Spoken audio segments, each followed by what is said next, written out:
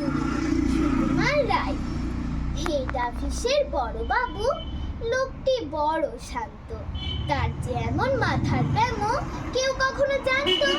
দিব্যি ছিলেন খোশ মেজাজে চেয়ারখানে চেপে।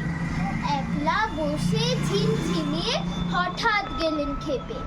আজকে উঠে হাত পা ছুঁড়ে চুপটি করে গোল।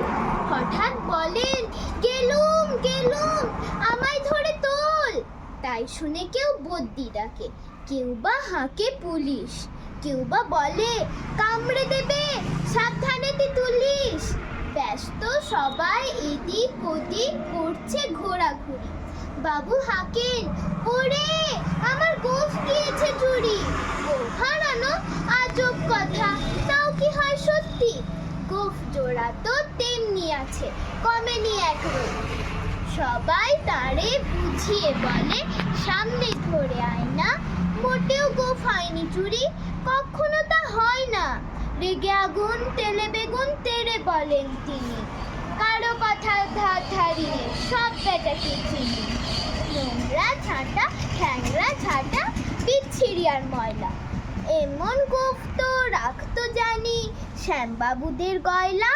এ গোঁফ যদি আমার বলিস, করব তোদের জবাই। এই না বলে জরিমানা করলেন তিনি সবাই।